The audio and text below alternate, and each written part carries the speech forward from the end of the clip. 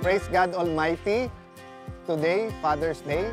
Unang-una ang ating Panginoon Diyos, ang ating Diyos Ama, na parati po lahat ay binibigay sa atin. We are His creatures. He provides. He is our source. Dito po sa school na to, si Senator Rene Compañero Cayetano, ang aking pong ama, ang papasalamatan po natin. Bakit po? Dahil naniwala po siya sa edukasyon. Naniwala siya. Lahat ay dapat may equal na oportunidad. So mga kababayan, ngayon po sa ating episode na Father's Day, ito din po ang episode na kung saan sineselebrate natin yung everlasting life ng aking ama. So I hope that during the show, maramdaman nyo po ang life work ni Senator Rene Compañero Cayetano.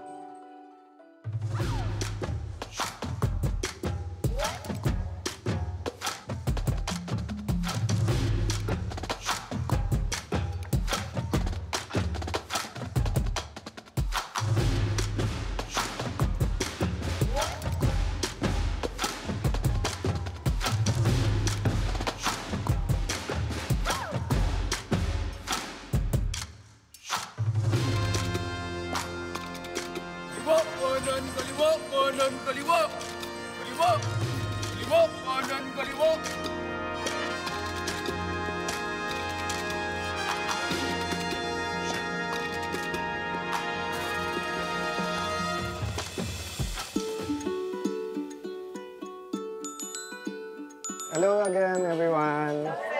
Makikitour muna ako sa inyo. So, yun, pioneer teacher. So, anong year yun? Anong year ka nag-start? 2006 po, Kuya Alan. 2006. Dito ka talaga nag-apply? Or anong circumstance no na dito ka naging pioneer teacher? Yung application po kasi that time sa division office, volunteer teacher po ako dati sa Signal High School. Okay. Then nung nag-ranking, nag-apply ako sa division. And nung nagkabigayan ng item, dito ako unang nabigyan ng item. Tapos yung pala talagang meant to be, no? Yes po. God's will talaga sapagkat yung talent mo talaga sa science at natutok dito sa science, no? Yes po. Actually So, po, 2006, maliit-liit pa ang school natin noon. yes po, etong building pa lang na to. At napakarami nyo pang struggle noon. Yes po, itong building tapos yan damuhan. Wala pang building dyan sa kabila. Then, Tsaka hindi pa nagmamadali yung mga estudyante na dito mag-enroll kasi wala pa tayong reputation noon. Wala diba? pa po, hindi po masyadong kilala kasi starting pa lang. Kuya Alan, ito po ang aming Skylab.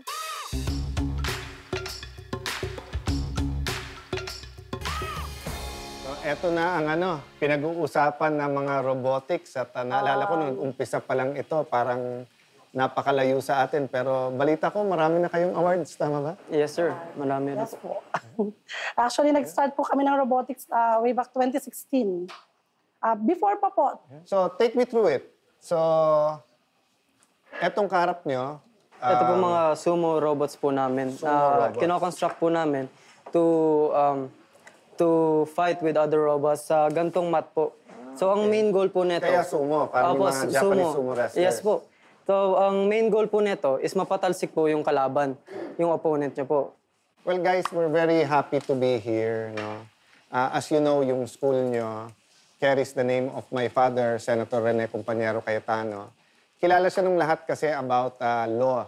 Pero maraming hindi nakakaalam kasi, ang nanay kasi niya is a public school teacher sa Pateros Elementary School. Was a public school teacher her whole life. And dahil mahirap sila, mekaniko yung kanyang tatay, he would have loved seeing the robotics. No? So ang dad ko, naging passionate sa law, pero actually, ang tingin talaga niya sa education, great equalizer. So remember, sa students, kayo may dala ng pangalan ng school na to. So whatever you need, alamin nyo kung ano kailangan ng school, kung ano kailangan nyo, huwag kayong mahiyang magsabi. Di ba? That you deserve the best. Di ba? Afternoon. Hi, everyone. So again, Arnold, nice to meet you. Opo. Alam mo naman, Father's Day. Yes po. And syempre, hindi mo naman makakalimutan everything about your dad. Pero hindi naman namin alam lahat ng ginawa niya. So nagulat ako, inabot mo pa yung scholarship niya? Yes po. Paano nangyari nun? Actually po, during that time when Signal Village National High School was a semi-private It's Port Andres Bonifacio College. Semi-private po siya. So yung tuition fee, hindi po siya talaga affordable, medyo mataas. Hindi So, pa free ang buong high school during the Hindi pa time na po. assemblyman ng ating kasi mga- semi-private nga po siya. And then, Senator Renato, during that time, was assemblyman of Taguig, Pateros, and Muntinlupa. So, kasi po, yung parang yung motivation ni Senator o yung parang goal niya lagi ay gusto niya na magkaroon ng mga scholars, ng mga poor but deserving students. And then, of course, the scholarship committee is, they selected 5 for every batch. Actually, ito po yung certificate na natanggap ko. Natago mo pa. Opo. So, when I become a public school teacher, when I become a licensed teacher, inisip ko po talaga na doon ako magtuturo sa Senator Renato Compañero Cayetano. So, kaya po ang ginawa ko, lumapit po ako sa opisina nyo at dinala ko to. Kasi po, naalala ko po, nung binigay to ni Senator Rene, nung naging scholar kami, ang sabi niya sa amin, yung certificate na yan, kahit wala na ako, ipakita nyo lang yan sa kahit sinong Cayetano, tutulungan nila kayo. Yun po yung salita sa amin ni Senator Rene. I said to my students that I am a Cayetano scholar and I am here kasi gusto ko lang din ma-share o maipagpatuloy yung layunin ni Senator na makatulong sa mga mahihirap na mag-aaral. Pinapakilala ko po talaga si Senator Cayetano sa lahat po ng sa orientation po during first day of my class. Great. Thank you very much, Arnold. Opo. God bless you. Opo. Thank you sa tour. Ay, welcome po, sir. Bago tayo umalis, gusto ko naman pakita yung isang favorite part ko ng school. Siyempre, naalala ko po si tatay, si Senator Rene Compañero Cayetano. Gaano man kaganda ang tour, matatapos din. Pero hindi matatapos ang ating pagpapasalamat sa tour sa Senator Rene Compañero Cayetano Memorial Science and Technology High School.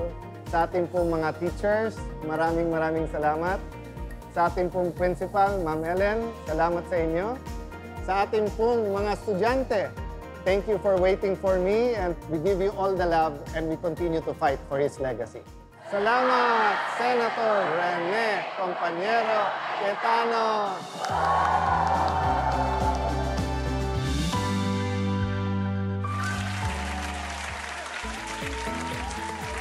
Nakakaantig. The great equalizer, ika nga. Ang dami kong nakuha doon. Alam mo, parang nandito lang siya. Oo. Di ba? And especially yung, di ba sa teachers, when you see your students successful, parang lahat ng hirap nawala. So ako, kasi parati ko inisip na sa abroad lang si Daddy. Parang nandyan siya, hindi ka lang kami nag-uusap, pero sa abroad lang. I know he's in heaven. I know he can communicate directly with us, but I know he's there. But when I meet people na he made a difference in their life at pinagpapatuloy nila, ha? It's now their legacy. It's not the legacy na naman ni Totoo. ni tatay.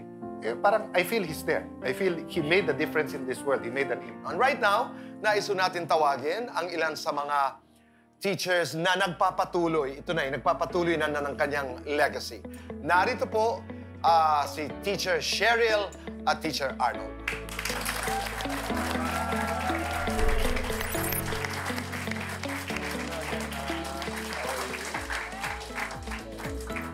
Hello. Hello. So, Kuya Boy, actually nag-thank you tayo sa kanila, but hindi nila alam na may konti tayong thank you, may konti tayong token para sa kanila.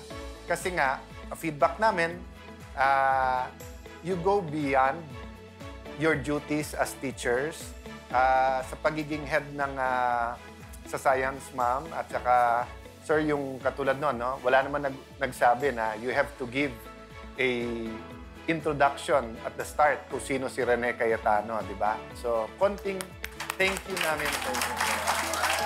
Sa inyo rin. Sa pagregalo namin lahat para sa inyo.